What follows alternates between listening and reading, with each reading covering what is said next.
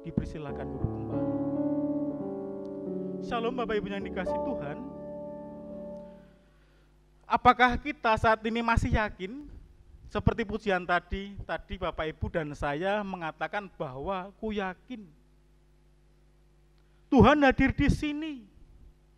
Ku yakin Tuhan bahwa ada hadir di sini dan kuasa Tuhan akan dahsyat. Kuasipun Gusti dahsyat seperti pujian tadi. Allah sungguh sangat dahsyat. Allah sungguh sangat mengherankan, membuat yang miskin menjadi diperkaya. Yang sangat lemah dikuatkan, dan yang sakit untuk disembuhkan. Ini janji Tuhan yang luar biasa di dalam kehidupan. Bagaimana saya dan panjenengan hari ini kuat itu karena kasih pertolonganipun Gusti Yesus Kristus. Tanpa ada kasih Tuhan, tanpa ada pertolongan Tuhan Yesus Kristus, kita yang lemah akan semakin yang lemah. Kita yang miskin akan semakin miskin. Dan kita yang semakin sakit, yang sakit juga akan semakin sakit. Karena tidak merasakan kasih Tuhan, bahwa kasih Tuhan hadir, Tuhan Yesus datang ke dunia ini untuk menyelamatkan kita dan memulihkan kehidupan kita sehingga kita pulih layak di hadapan Tuhan. Ini luar biasa Bapak Ibu yang dikasih Tuhan. Bagaimana ada kekuatan di dalam kehidupan kita kalau Tuhan berkarya di tengah-tengah kita. Kalau Tuhan memberikan rohnya kepada kita dan kita meresponi roh itu sehingga ada pemulihan terjadi dalam kehidupan kita. Amin Bapak Ibu Saudara. Tentunya Bapak Ibu juga akan mengakhiri tahun yang 2021 ini, nanti tahun 2022 kami harap akan ada pemulihan. Keluarga kami ada pemulihan, ekonomi kami ada pemulihan. Walaupun pemerintah nanti akan menerapkan level 3 di tanggal 24 sampai tanggal 2. Ini sangatlah berbeda. Tetapi kasih Tuhan Yesus datang ke dunia untuk mengangkat kita, untuk menyelamatkan kita dari kuasa-kuasa dosa. Bapak Ibu yang dikasih Tuhan, malam hari ini kita akan bersama-sama merenungkan kebenaran firman Tuhan dari Matius 5 ayat 13 sampai dengan yang ke-16, 3 ayat saja cukup. Ini ayat yang sudah favorit dan Bapak Ibu yang dikasih Tuhan tentunya sing dikutbahke mesti engko kae dong. Matius 5 ayat yang ke-13 sampai dengan yang 16 demikian firman Tuhan.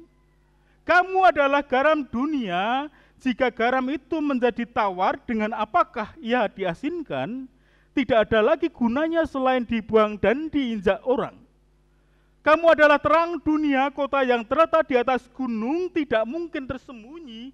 Lagi pula tidak menyalakan pelita lalu meletakkannya di bawah gantang, melainkan di atas kaki, sehingga menerangi semua orang di dalam rumah itu. Demikianlah hendaknya terangmu bercahaya di depan orang supaya mereka melihat perbuatanmu yang baik dan memuliakan Bapamu yang di surga. Sangat jelas. Mboten sah dijabarke janipun pun genah. Bilih tiang-tiang ingkang pitados menika wonten ing mriku dados garam kalian terang. Banyak sekali firman-firman Tuhan yang katakan itu mengambil tema ini, kamu adalah garam dan terang. Tetapi saya malam hari ini akan mengambil tema dari nats ayat yang dibacakan malam hari ini adalah hidup yang berdampak. Hidup yang berdampak.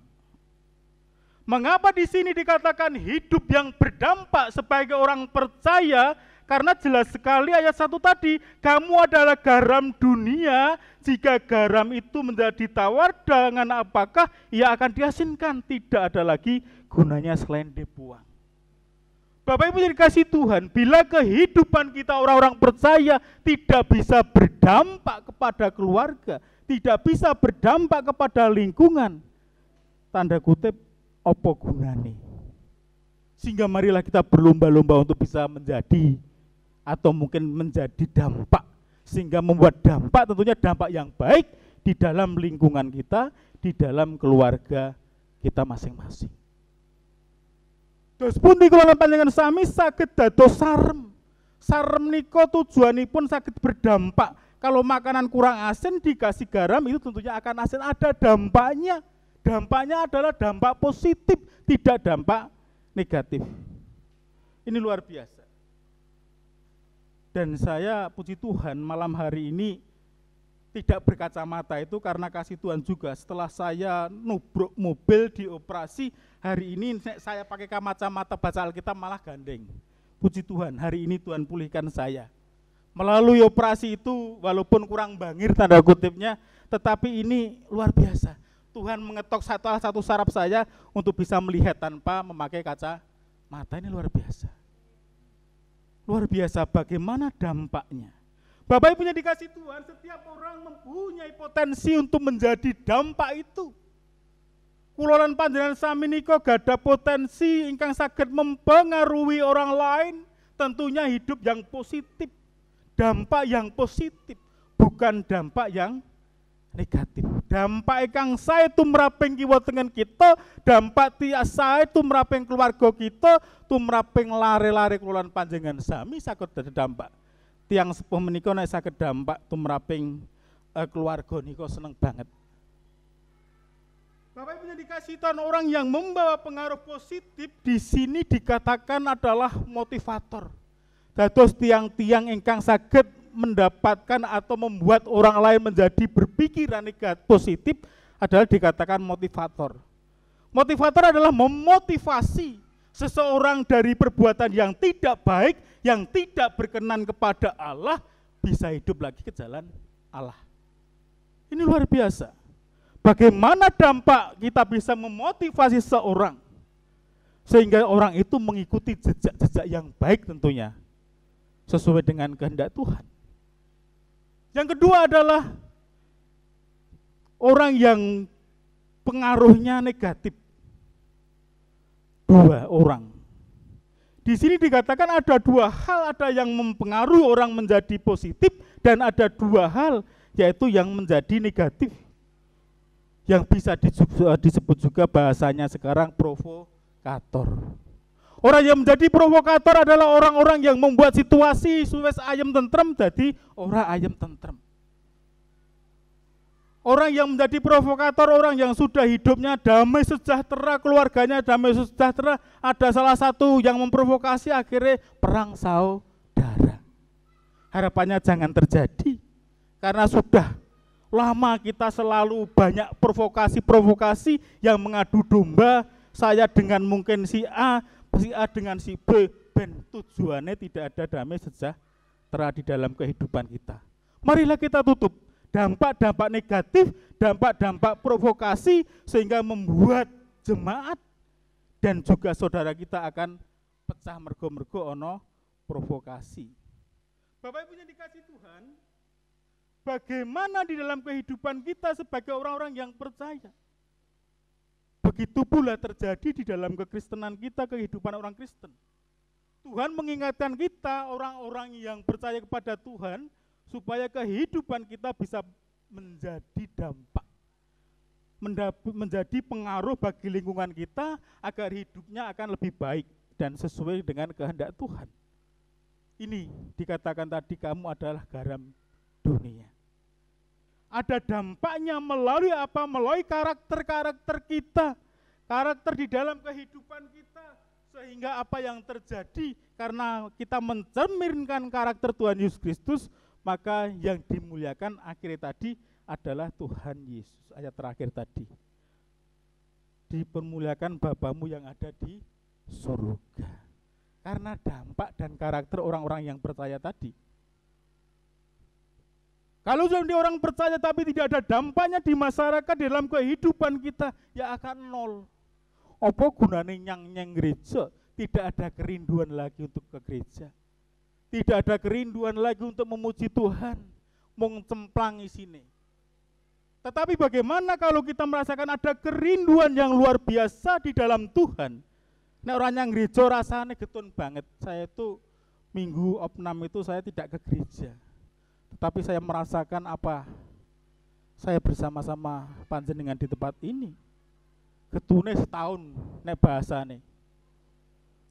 Menurut Kamus Besar Bahasa Indonesia, karakter adalah sebuah sifat seseorang atau sifat-sifat kejiwaan seseorang atau budi pekerti yang menjadi ciri khas seseorang, itu namanya karakter. Ciri khasnya nek wong dari Gusti Yesus menika tentunya lemah lembut, saling mengampuni, mudah mengampuni, tidak dendam. Karakter bisa menunjukkan diri kita siapa atau sebenarnya dengan melalui karakter-karakter kita itu atau sifat-sifat kita itu. Nek wonge iki gampangane brangasan ya mesti karakternya mengarep nesu wae dan sebagainya. Di sini juga ditegaskan di dalam Kisah Para Rasul 3 ayat 22 berkata demikian. Aku telah mendapat Daud bin Isai, seseorang yang berkenan di hatiku dan yang melakukan segala kehendakku. Kita mau belajar bagaimana kita melakukan kehendak Allah. Bagaimana orang-orang percaya itu bisa melakukan kehendak Allah di dalam kehidupannya sehari-hari sehingga bisa berdampak bagi masyarakat luas. Kalau tetangga kita sering membaca bahwa dampaknya ikut Tuhan Yesus Kristus itu luar biasa. Ada kasih yang luar biasa, kita tidak membatasi persahabatan dan sebagainya. Ini hal yang luar biasa. Orang memuji, wah wong Kristen ke yo gelem bersahabat karo sapa wae, nek diundangi yo gelem teko. Ini hal yang luar biasa. Segi positifnya bagaimana orang-orang yang percaya bisa mewarnai, bisa menjadi dampak baik lingkungan, baik pemerintah yang ada di dunia ini. Karena pemerintah, sekali lagi pemerintah itu buatan Tuhan. Ini hal yang luar biasa bagaimana kita bisa menunjukkan karakter atau sifat kita, kehidupan kita kepada masyarakat luas, tentunya adalah karakter-karakter yang positif. Bapak Ibu yang dikasih Tuhan, orang yang percaya kepada Tuhan selalu menjaga karakter dengan baik, menjaga sifat dengan baik, dan melakukan kehendak Tuhan, karena Tuhan tahu yang kita lakukan walaupun manusia tidak pernah melihat. Gusti mesti mirsani kula lan panjenengan sami, menapa ingkang kita tindakaken wonten ing pagesangan kula lan panjenengan sami. Mbok menawi tiyang mboten ngerti, wah nek kae aku tak duwe ingin gini dan sebagainya. Manusia tidak tahu, tetapi Tuhan mengetahui apa yang menjadi isi hati panjenengan dan saya. Bapak Ibu yang dikasih Tuhan, inilah yang Tuhan cari, orang yang percaya, yang memiliki karakter seperti itu tadi, sifat yang seperti itu yang mencerminkan kehidupan Kristus dalam kehidupannya sehari-hari, mencerminkan kehidupan Kristus di dalam kesehariannya. Karena Tuhan sangat luar biasa. Sehingga melalui perkataan kita, melalui perbuatan kita, tingkah laku kita, keberadaan kita diperhitungkan. Keberadaan kita di tengah-tengah dunia ini adalah sebagai surat terbuka Kristus. Nek bahasane janjane kitab teles. Kula lepas namanya dados kitab teles Gusti Yesus yang dapat dibaca dan juga dilihat semua orang. Nek ngertine nek ngene iki namung Alkitab, kitab garing bahasane nek tiyang sepuh menika. Tetapi dengan karakter kita, orang-orang yang percaya kepada Yesus dan mencerminkan karakter Yesus itu adalah inilah kitab-kitab teles. Kita sebagai kitab terbuka Kristus yang dapat dibaca, yang dapat dilihat orang lain. Seperti juga yang dikatakan di dalam 2 Korintus 3 ayat 2 dan 3, demikian firman Tuhan. Kamu adalah surat pujian kami yang tertulis dalam hati kami dan yang dikenal dan yang dibaca oleh semua orang. Kamu adalah surat pujian kami. Ayat 3, karena telah ternyata bahwa kamu adalah surat Kristus yang ditulis oleh pelayan kami bukan dengan tinta, bukan dengan benda mati, tetapi dengan roh dari Allah yang hidup pada loh-loh batu, melainkan pada loh-loh daging, yaitu di dalam hati manusia. Luar biasa bagaimana kita menjadi surat yang terbuka bagi Kristus, dan kita ditulis itu bukan dengan tinta tetapi dengan roh Allah yang hidup. Ada kuasa yang luar biasa dalam kehidupan kita. Bapak Ibu yang dikasih Tuhan. Sehingga dikatakan di situ tadi adalah kalau kita mencerminkan karakter di dalam kehidupan kita, kita menjadi garam dan terang. Dan tentunya kalau kita menjadi garam dan terang itu akan dilihat.